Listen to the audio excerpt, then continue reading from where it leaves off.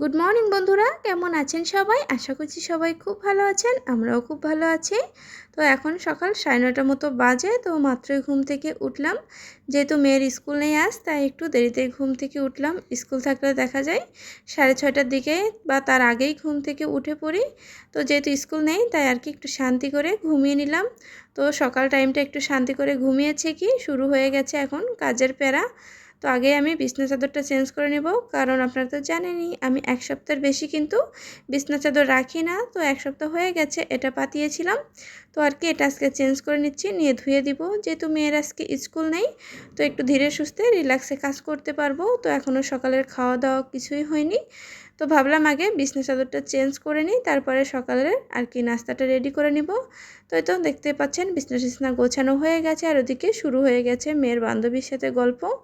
সে সকালটা হলেই আর কি শুরু হয়ে যায় তাদের গল্প, মানে যতক্ষণ স্কুলে থাকে ততক্ষণ মানে হাপিস তেস করে বসে থাকে, কখন বাসায় যাব, কখন জানালার কাছে যাব, গিয়ে আর কি গল্প করব। তো এটা কিন্তু আমার পাশের ফ্ল্যাট না, এটা পাশের একটা বিল্ডিং থেকেই আর কি ওরা দুজন গল্প করে, দুজনেই আর কি খেলা করে।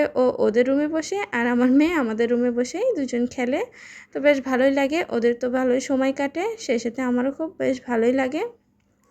তাই তো এখন চলে আসলাম নাস্তা রেডি করতে। তো রুটি ছেঁকে নিচ্ছিলাম, মা মেয়ে দুজনেই রুটি খাবো। তো রুটি আর মেয়ের জন্য একটা ডিম পোস্ট করে দিব। আমি যেহেতু ডিম দিয়ে রুটি তেমন খেতে পারি না, তো সেমাই রান্না করা আছে, তো ওটা দিয়েই আর কি রুটি খেয়ে নিব। তো মেয়েকে রুটির সাথে ডিম দিয়ে দেবো, সে সেমাই খাবে না, সে অবশ্য ডাল দিয়েই বেশি পছন্দ করে। কিন্তু এখন যেহেতু ডাল আনা সম্ভব না, আর সাথে সকালে তো ডাল রান্নাও করিনি, তাই আর কি একটা ডিম পোস্ট করে দিচ্ছি। অবশ্য খেতে চাচ্ছিল না, বলছিল যে না ডিম পোস্ট দিয়ে খাবো না।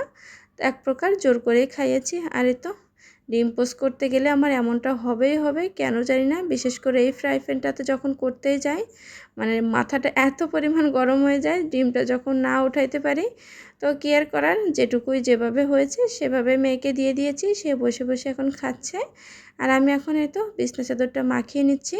আমার অবশ্য খাওয়া হয়ে গেছে, কারণ এক পিসই তো রুটি খাবো, খেতে আর কতই বা সময় লাগবে। তো এটা এখন মাখিয়ে তারপরে রান্নাবান্নাটা সেরে নিব। তারপরে টুকটাক একটু বাসার কাজকর্ম তো আছেই। তো আজকে আর কোনো কিছু রান্নাবান্না আপনাদের সাথে শেয়ার করব না। প্রতিদিনই দেখা যায় ওই রান্নাবান্না কাজকর্মই শেয়ার করি। প্রতিদিন তো এক জিনিস শেয়ার করতে আমার একদমই ভালো লাগে না, আপনাদেরও মনে হয় দেখতে ভালো লাগে না। তাই ভাবলাম আজকে একটু শুধু কাজকর্মটাই শেয়ার করি। তো তার ফাঁকেও এই যে রান্নাবান্না কিন্তু শুরু করে দিয়েছি। তো করলা ভাজি করব আর মাছ রান্না করব আলু পটল দিয়ে। গরমের দিনে বেশি কিছু রান্না করতেও ভালো লাগে না, আবার খেতেও ভালো লাগে না। এমনিতেই তো মানুষ 2 জন 2.5 জন, তো 1-2 প্রকার তরকারি হলেই আমাদের হয়ে যায়। অনেকেরই দেখি অল্প অল্প করে বিভিন্ন প্রকার তরকারি রান্না করে, আমি যদিও বা করি তো আমাদের থেকে যায়, এই জন্য আর করা হয় না। তো এই তো মাছের ঝোলটাও কিন্তু প্রায় হয়ে গেছে। আর এদিকে আমি এখন মশলার কৌটাগুলোও ধুয়ে নিয়েছি। বাড়ি থেকে আসার পরে অবশ্য একবার ধুয়েছিলাম, আর ধোয়া হয়নি। আর এই র্যাকটা এই পাশেতে দেওয়াতে একটা সুবিধাই হয়েছে, ময়লাটা একটু কমই হচ্ছে। যখন ডান সাইডে ছিল তো দেখা যেত চুলার পাশেই ছিল, এজন্য ময়লাটা একটু বেশি হতো, তার জন্য আর কি এই পাশে নিয়ে এসেছি। তো ময়লাটা একটু কমই হচ্ছে, কারণ ওই সাইডের রান্না করতে গেলে যা তেল চিটচিটানি ওঠে ওগুলো ওই পাশ দিয়েই মানে জানলা দিয়ে বের হয়ে যায়। তো এই তো রান্নাবান্না শেষ করতেই শুরু হয়ে গেছে বৃষ্টি, অনেকক্ষণ ধরে অবশ্য মেঘ ডাকছিল। তো ভাবছিলাম বৃষ্টি হবে, আজকে খুবই ভিজতে ইচ্ছা করছিল, কিন্তু কী আর করব, মেয়েও অনেক কান্নাকাটি করছিল আজকে ভেজার জন্য।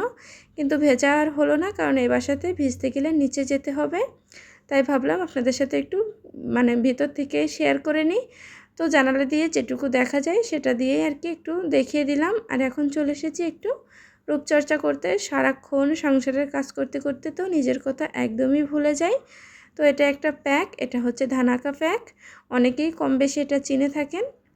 তো এটা আমি এখন যেহেতু স্নান করব, তো ভাবলাম স্নান করার আগে এটা একটু মেখেই নিই, কারণ এখন সব কাজকর্মই হয়ে গেছে, শুধু বিছনা চাদরটা ধুয়ে আর কি স্নান করে নিব। তো এখন একটু মুখে লাগিয়ে আমি ফ্যানের তলে বসে থাকবো।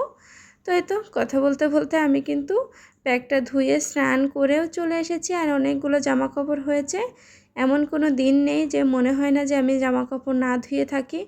কেন জানি না, যদিও ভাবি যে আজকে কোনো জামা কাপড় ধুবো না, তারপরেও কোথা থেকে যে জামা কাপড় বের হয় কিছু বুঝতেই পারি না। একদিন মেয়েরটা, একদিন আমারটা, আর মেয়ের বাবার তো থাকেই। তারপরে তো বিছনা চাদর এটা ওটা থাকে, এটার কোনো মানে বলার কিছু নেই। তো এই তো এখন সব কিছু ভাঁজ করে রেখে দিচ্ছি, কারণ বিছনা চাদর ধুয়েছি ওটা তো আবার মেলতে হবে, তাই এগুলো আগে উঠিয়ে নিয়ে এসেছি বারান্দা থেকে। তো বন্ধুরা, আজকের মতো ভিডিওটি এখানেই শেষ করছি। সবাই ভালো থাকবেন, সুস্থ থাকবেন, সাবধানে থাকবেন। দেখা হচ্ছে পরবর্তী নতুন কোনো ভিডিও।